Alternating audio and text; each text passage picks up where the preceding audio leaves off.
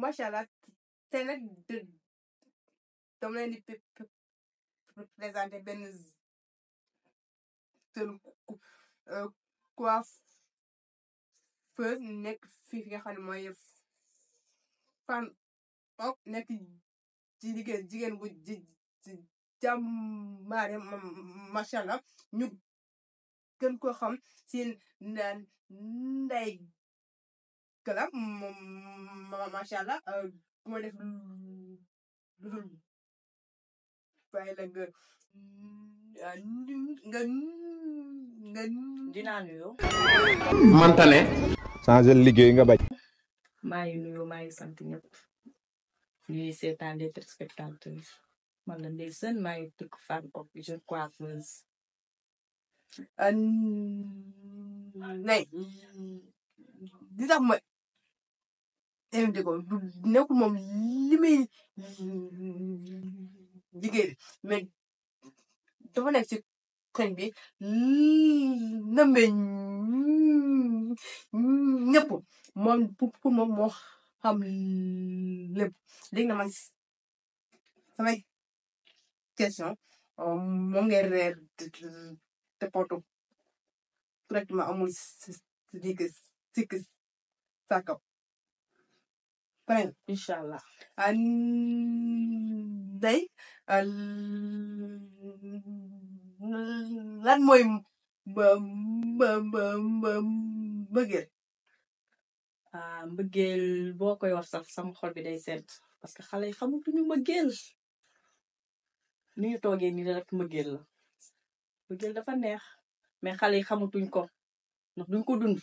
ndax xale yi dañoo yàqamti mais mbëggeel dafa neex mbëggeel lépp la bëgg ki nga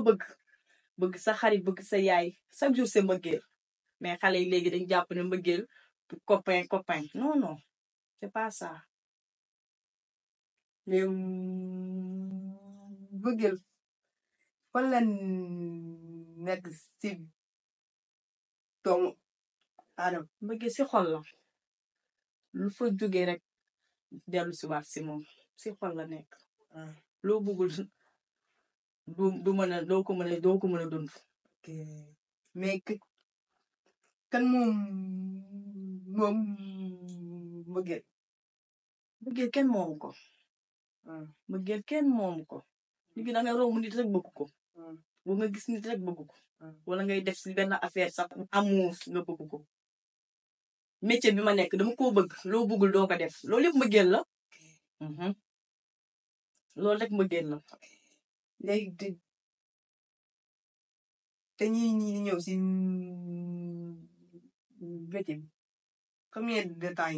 yaa ngi si métier bi. loolu soo ma ko laajee dinaa ko sawar a tontu torop ndax j'étais toute petite xale bu ndaw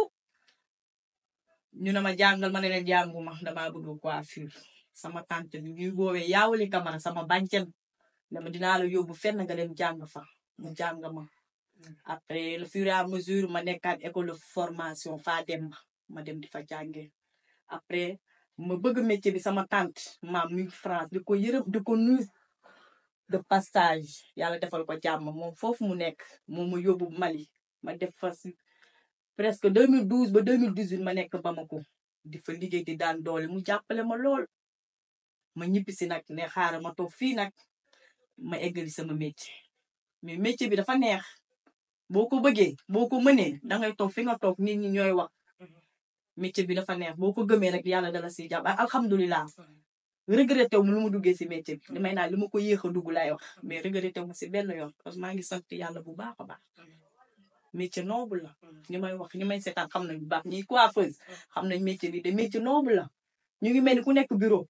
ñu nekk bureau sax ñun ñoo leen gën a nekk noble waaw. mel dañ ñu business salon de coiffure bëri na est-ce que métier mu ngi dox. bari na torop mujj da ngay sax découragé mais ku nekk sa wërsëg ngay lekk sa wërsëg rek la ngay lekk nit ki boo mënee foo nekk dañ lay fekk man maa ngi toog sama biir kër ubbiwuma place ubbiwuma place nit ñi chaque jour nit ñi wax moom non yaa ngi am ay clientèle sa kër day fees dell ma ne la non non ubbiwuma place magasin dafa cher maa ngi toog sama kër lu waaye loo mën rek nit sa kër la lay fekk. mais kon métier bi kon amul xaalis. am na xaalis. kon lu tax yow mënoo. man ma préfère ubbi toog sama kër moo ma gënal ku nekk ak ce choix. mais nag sa kër ak tey nguur bi say damay ram posé parce que place bu liggéey kay ta place bu liggéey. waaw tout à fait. du ma dafa dem nga ne sa kër fa ngay ak yéen. parce que am ñoo xam du yoon nga leen di dugal sa kër. waaw c'est ça mais le fur et à mesure mën na am après mais pour le moment mën naa rester sama kër quoi maa ngi si gis sama bopp déranger wu ma dara à place. ok nan moo la gën a métti maanaam loo mës a dund lu métti ak sa diggante client. loolu kay coiffeuse boo ko laaj gis nga si sawar a tontu. client moom ku nekk ak lu muy dikkee di nga defaral nit boppam mu mer ne la bugguma lii di nga maquiller nit mu ne la bugguma lii client bu nekk ak li ngay ñëwee am ki coiffeuse moom pour ñëw nit ñi dañ lay traité lu n'importe quoi dañ lay gëdd den bugguma lii mais dangay ànd ak sa sang-froid rek nga xam ne métier bi da koo bëgg danga koy def neex mais di nga am client yu métti non dangay naan bu doon métti bi sax du demee nii mais dangay mujjee nopp mais nag c'est de temps boo xam muy nekk ak yow 1 heure de temps wala 2 heures de temps day ñëw defar rek après nga giif parce que danga koy bëgg léegi moom lu mu bëgg rek ngay nekk